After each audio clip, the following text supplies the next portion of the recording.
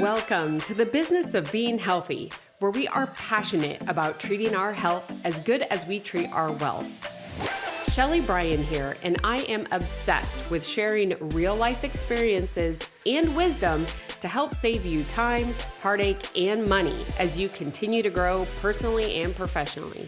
Twice a week, we push aside that BS to take massive intentional action.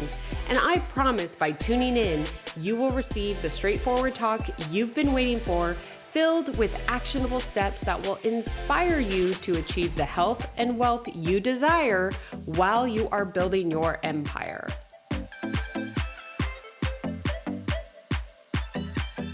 Welcome to the business of being healthy. My name is Sheley Brien, and I'm your host on this podcast. I'm so honored and excited to have you share your time with me and join me on this new journey into podcasting. Now, I thought I would use today's episode as like a trailer introduction, really like, who is this Sheley girl and why should we listen? So let me give today as an introduction to who I am. So let's dive in with a little bit of a backstory here. And really, I want to start with how we came up with the title, The Business of Being Healthy. Well, first off, I polled my audience on social media, and I got to tell you, it was really a tie between this one and one other one. And this one just fit really well. So I'm so excited. So thank you if you were one of the ones that polled, and I'm going to be looking to you for more topics as well. It also includes two things I love, business and health. And what I found over the last 10 years is that the healthier I became, the higher I performed in my business and or my job, which we'll get into. Plus, it also helped me become more energetic and present when I came home with my family at the end of the day, which was super important to me.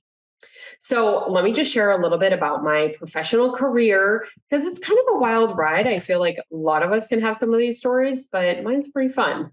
So as we get started, you'll notice some like trends that definitely became apparent over my professional career. But it started as a financial advisor or a stockbroker. Yes, I did the whole thing. Think of boiler room, making 400 dials a day. The neat thing about it was that I got to manage my own business. I got incredible training. And in under 3 years, I was managing a book of over $17 million, right? And I was in my early 20s, but man, did I learn so much. And what I loved most was working with my clients and teaching them why we made choices when it came to their investments.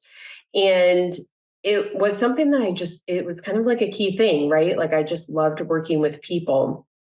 I did notice that the financial markets were not a huge passion of mine. It was kind of something my family did it. I followed in that same timeline, but it wasn't a passion.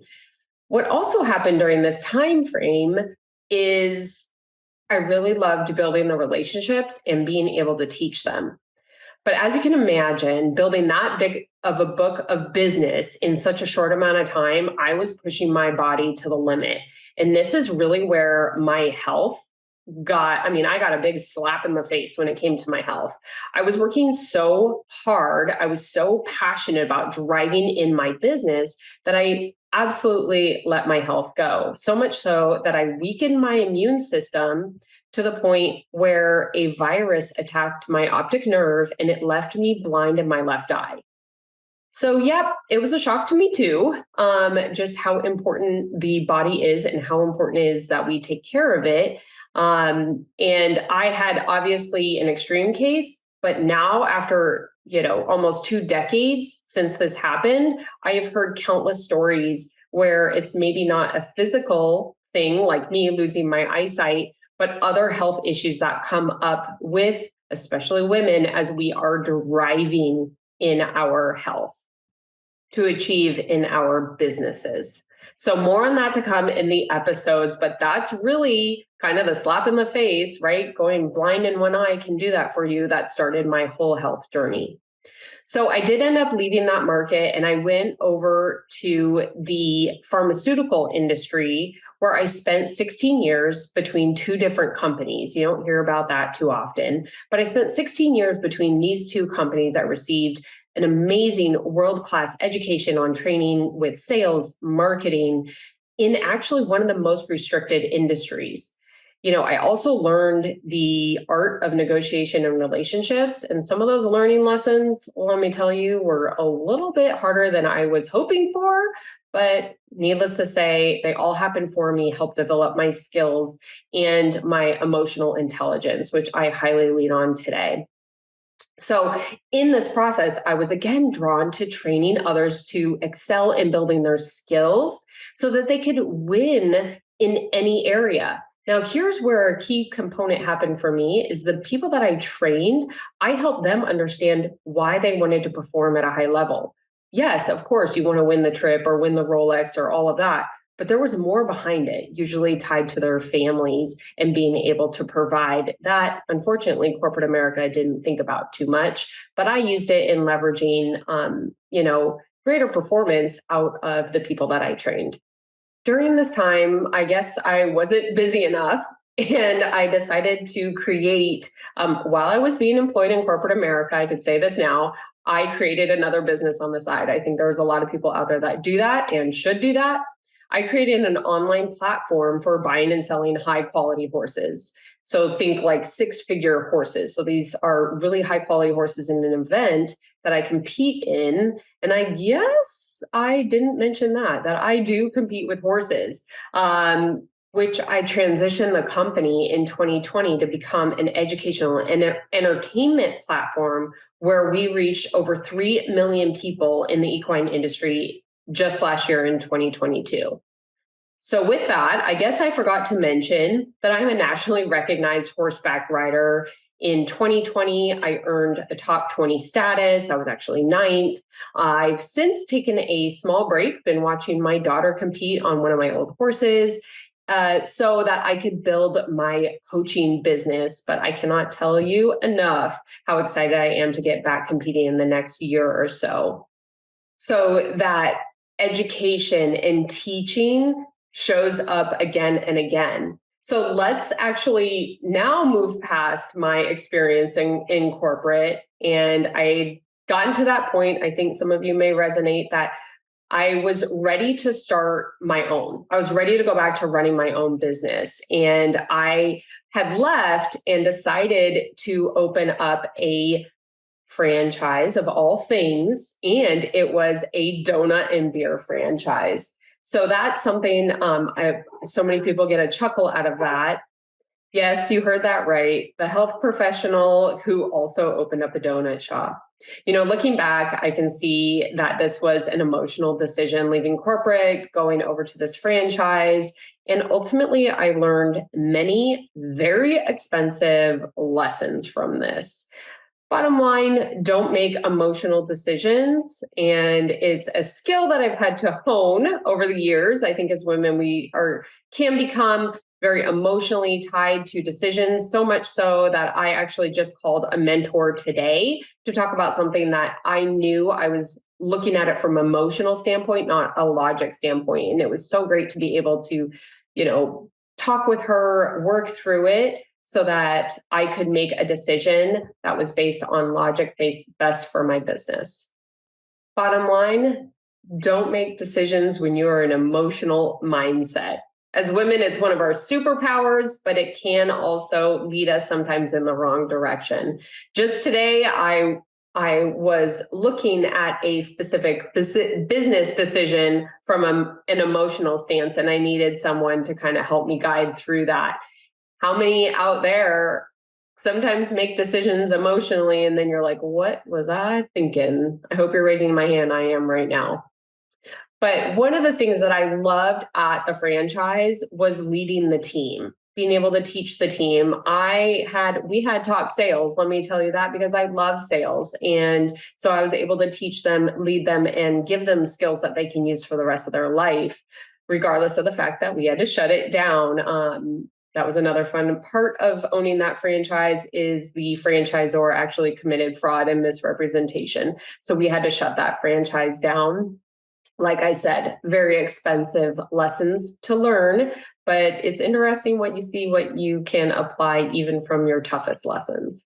Now, this leads me to where I am today as a performance mentor and coach for high achieving professional women, leading them to integrate their health back as a priority while they're building their empire.